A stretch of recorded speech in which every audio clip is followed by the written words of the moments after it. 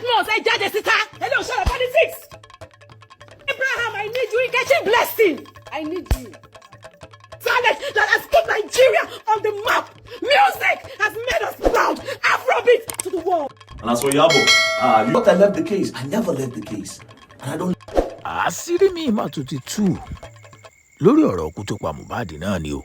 Ó tún ti tú sọ́wọ́ VeryDarkBlackMan o. Ẹ ṣáà farabalẹ̀. Kò sí ìsinmi fún ká lóòótọ́ ni wọ́n ṣẹ̀ṣẹ̀ gbà ni. Ẹ ṣáà farabalẹ̀ kí n tú àṣírí gbogbo ẹ̀ fún yín. VeryDarkBlackMan ti jáde o.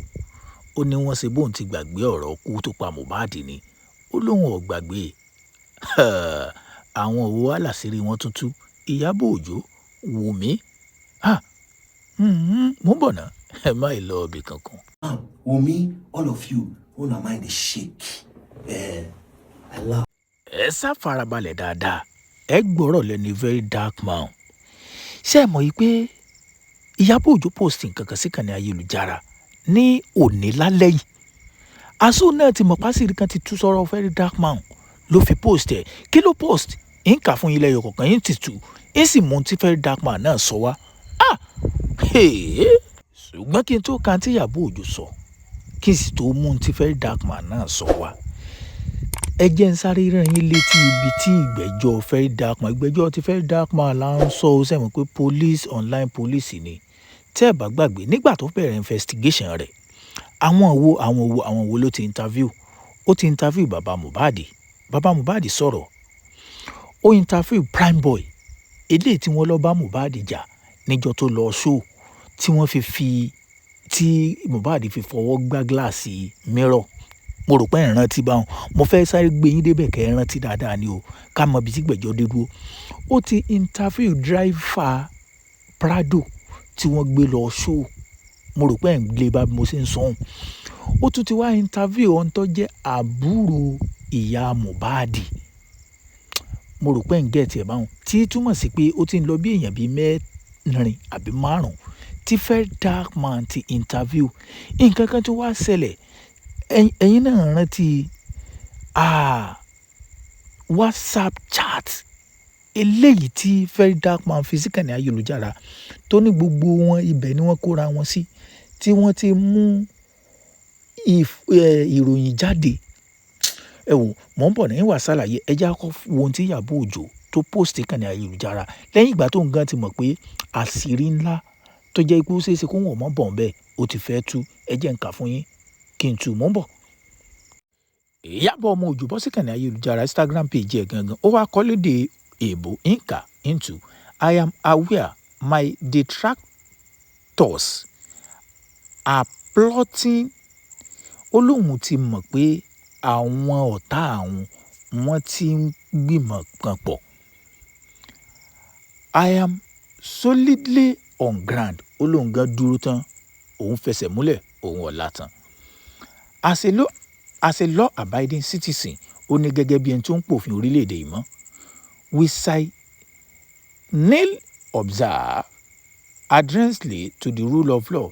Ó ní into ṣàṣẹlẹ̀ náà ni pé a gbọ́dọ̀ mọ pòfin mọ́. Ntẹ́ bá sì fẹ́ gbé wa òun náà rí ibi àjọ lọ ilé ẹjọ́ ni a sì jọ ru tẹnu wa. Ó ní compliance with due process and institutional independence. Ó ní ìwé sẹ́yìn mọ̀ pé tí èèyàn bá ti fẹ́ defend ara rẹ̀ náà lè bò ńlá mọ́ jáde ẹ̀wò èbò tí bó ṣe ń kó èmi gan lẹ́nu ń sàkà fún yín ń sì tù bàbá ti lè ríkà náà ni. Ó ní pé èmi á sọ gbé lọ ilé ẹjọ́ ni a sì jọ ru tẹnu wa. Ká mọ̀ nsọ́ bẹ́ẹ̀. Ó ní our eyes are seen. Ó ní ojú wa báyìí gbogbo wa la yà á lẹ̀ yín gbogbo àwọn ọmọ Nàìjíríà ní báyìí ó ní gbogbo ojú wa náà la yẹ ojú wa lẹ̀ tá a sì jọ mọ́ rí ní tó bá ń ṣẹlẹ̀. The crooked planned. Ó ní gbogbo ọgbọ́n àlùmọ̀ǹkọ́rọ́ yín tí wọ́n ń lò tí wọ́n fẹ́ fi da gbogbo ẹ̀ lóhùn lérí ìyẹn òkú Mohbad. Ó ní gbogbo ẹ̀ náà láàjọ rí. And camouflaged visit. Ó ní bákan náà àwọn kan tó jẹ́ yí pé wọ́n tún ń lẹ̀dí àpò pọ̀ wọ́n wá ń bó òun lé wọ́n fíṣítì òun. Ó ní gbogbo ẹ̀ lòun mọ̀ o bóyá láti gba evidence náà ni ẹ já mọ̀ ká lọ. Ó ní our eyes are hearing. ó lè ti wá ń gbọ́ tí túmọ̀ sí pé òun náà ti mọ̀ yí pé àṣírí ńlá kan ti tú sọ́wọ́ VeryDarkMan tí ó mìlú tìtì. Ó ní the silent whispering, ó ní ẹ mọ̀ tàn ra yín, gbogbo wújẹ́wújẹ́wújẹ́ tẹ̀ ń sọ à ń gbọ́ létí ara wa. Ó ní and likewise our lips won't cease to speak to the consequences of the society. Ó láwa náà wà ní ìlànà lẹ̀ kíta ló bọ̀wọ́ kó wọ̀, àwa náà ò sì ní gbẹnu wa falágbàfọ̀, àjọ òròjọ́ ni ẹ̀yin òròjọ́ àwa náà òròjọ́. Ó ní my beautiful fans, ó wá ń direct ọ̀rọ̀ náà èyàn sáwọn fans ẹ̀ and family. Ó ní bákan náà ẹ̀yin èèyàn mi, ẹ̀yin fans mi ẹ̀tẹ̀yin family mi, irrespective of how far falsehood may travel. Ó ní ẹ̀yin fans mi ẹ̀yin family mi o, irọ́ bá lọ lógún ọdún gbogbo bó ṣe lè rí ọ lọ tó, the truth shall catch up with it one day. Ó ní jọ́ kan báyìí lòtítọ́ ọba àwa tí ìmọ̀bí tó ti tó ti bá báyìí. Iyabo Ojo sọ ó ní the truth shall emerge in earnest. Ó ní kíákíá lòtítọ́ yóò sì tètè bá. And as for Iyabo, you know wetin dey come. You know exactly what's coming, yeah? You thought I left the case. I never left the case. And I don't leave cases. I follow it. Now, mind you, the people that have been saying, this Mohbad matter, they don't leave them. For murder case, sometimes they do 20 years. Bro, this kind of cases, they take time. But we'll be bringing the facts until we know where we are. So, madam, Wunmi, all of you, who mind is shake. I laugh. Like I said.